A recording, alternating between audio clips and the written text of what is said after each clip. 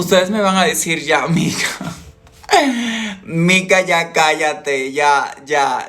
Pero es que eso está fuerte, me parece súper fuerte cómo las narrativas y las estrategias de la derecha también son instrumentalizadas por parte de feministas blancas, punitivas, para poder seguir perpetuando el imaginario pues carcelario, de encierro, policial, individualista, ¿no? Y con este tema también del acoso da oportunidad para hablar muchas cosas, ¿no? Que eso también yo lo he pensado con el tema del antirracismo, en que, a ver, el racismo es un tema estructural, el racismo organiza la forma en cómo está estructurado el mundo, ¿no? El capitalismo es racial, o sea, hablar contra el racismo es hablar cómo la categoría raza clasifica y construye, en palabras de Fanon, zona del ser y de no ser para la existencia. Estamos hablando literalmente de existencias.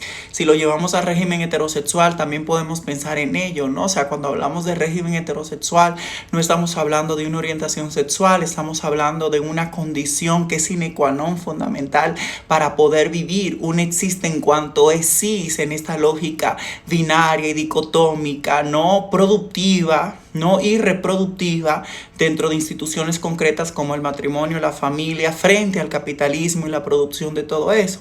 Y cuando hablamos también de patriarcado y de machismo, también hay que entenderlo en esas estructuras, el Estado y las instituciones y el poder, tanto el poder visible, invisible, oculto, ¿no? Que posibilita y le da sentido a la construcción de cuerpos pues feminizados que ocupan una posición. No todos los cuerpos de mujeres o cuerpos feminizados ocupan la misma posición, no todos los cuerpos feminizados son subalternos. Hay cuerpos feminizados y de mujeres que ejercen relaciones de poder derivado de otros vectores que le atraviesan, que le otorgan privilegios de raza, sexualidad, clase, geografía, plata, etcétera, ciudadanía, etcétera, ¿no? Y hay otros cuerpos que están feminizados, que se encuentran en posiciones de mayor subalternidad, y esto derivado pues a otras cosas que le atraviesan la carne, que tiene que ver con la racialidad, tiene que ver con la precarización, tiene que ver con la capacidad, estoy pensando en términos de discapacidad, tiene que ver con muchas cosas, ¿no? Entonces no todas las mujeres y no todos los cuerpos feminizados ocupan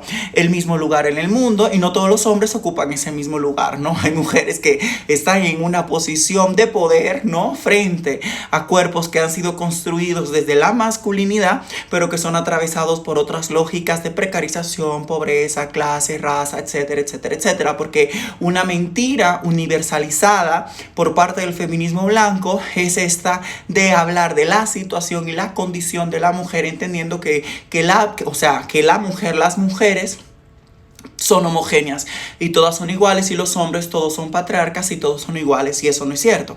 Y lo que yo quiero decir con esto, gente, es que cuando uno habla de violencias machistas, patriarcales, racistas, etcétera, uno tiene que entender que esas violencias son posibilitadas y reproducidas por la estructura. O sea, son reproducidas por el Estado, son reproducidas, o sea, el patriarcado. O sea, hay expresiones de violencia racistas y machistas, etcétera, pero siempre nos han llevado, y es uno de los problemas del punitivismo, que es una solución individual, ¿no? Que es una falsa solución, es mentira, ¿no? Creen que, o sea, todo es mágico. Porque en realidad ni la cárcel ni el sistema penal funciona, está conectado y constituido por el racismo, etcétera, pero siempre nos llevan a ese plano de la individualidad, pensando que desde ahí se pueden resolver algunas cosas. Entonces la primera vaina que yo quiero decir, gente, es que es súper importante y es necesario que nosotras entendamos que cuando nosotras estamos hablando de este tipo de violencia, hay que escapar constantemente de las tácticas neoliberales del individualismo, que nos dicen y nos susurran en el oído que temas de carácter colonial, racista, patriarcal, lo vamos a resolver con medidas paliativas en el campo de lo individual, porque esto tiene que ver con un tema de transformación y de construcción de otros mundos que queremos habitar y que queremos vivir, ¿no? Cuando decimos construcción de otros mundos, estamos hablando de un mundo que no sea patriarcal, que no sea racista, que no sea punitivo, que no sea blanco, que no sea heterosexista, que no sea gordofóbico, capacitista, etc. Esa es la primera vaina. Y la segunda cosa que quiero decir también es que han abundado los comentarios aquí de personas que están diciendo no, porque la niña del MAM que la mayoría son jóvenes de 20 años, que reciben ese tipo de acoso en la calle. Y yo quiero decir sobre eso varias cosas. Y la primera cosa que quiero decir es que no es casualidad que estas feministas blancas utilizan las mismas y punitivas, utilizan las mismas estrategias que la derecha cuando dice con mis niños no te metas, en el nombre de la familia. ¿Se han dado cuenta? Yo no sé si ustedes se han dado cuenta, pero se han dado cuenta que un argumento básico, pero clásico también, que han utilizado los grupos de derecha y provida para oponerse, no sé, a la autonomía reproductiva, al aborto, etcétera, etcétera, siempre es como pensemos en ese niño del mañana. Siempre, o sea, siempre el factor y el elemento, el sujeto niñez, siempre la derecha lo va a utilizar para detener movimientos progresistas o que son demasiado transformadores, uso comillas, no sé, como para, no sé, derribar cosas, ¿no? Y siempre vamos a apelar a ese niño para hacer ese tipo de cosas.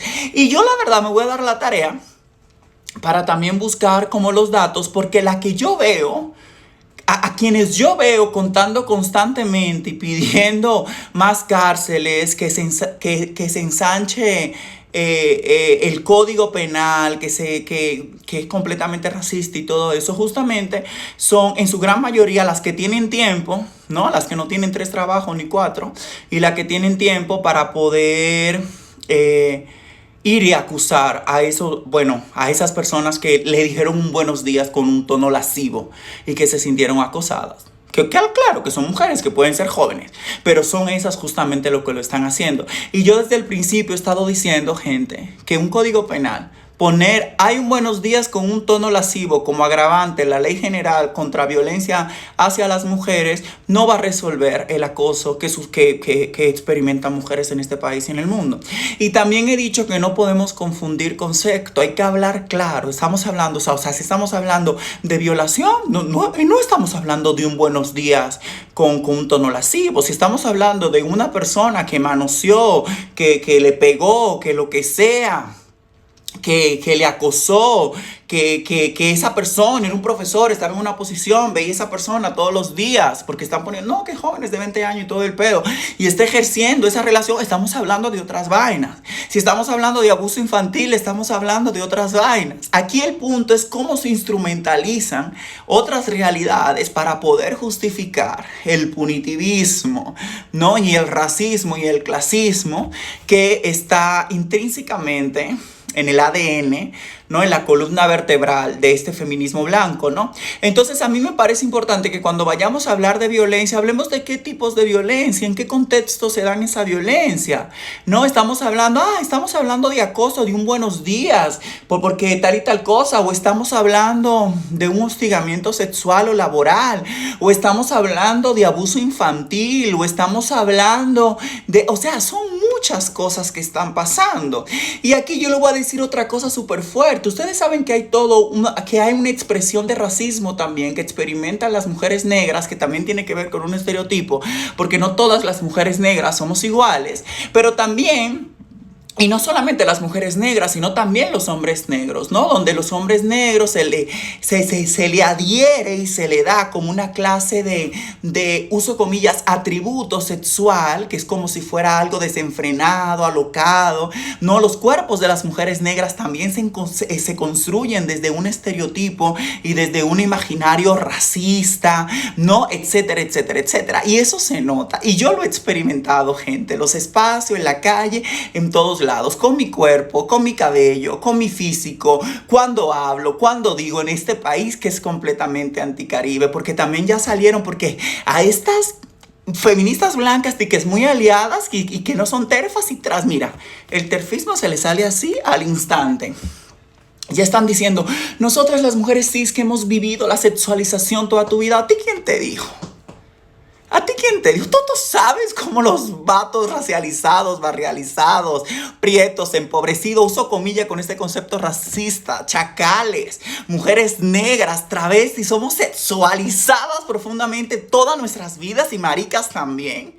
¿Pero acaso yo por eso voy a ir y le voy a decir, oye, ¿me haces una ley Me haces un nuevo delito, una nueva figura, un nuevo delito, sabiendo que esas leyes afectan a mi gente, o sea, afectan a más banda racializada empobrecida.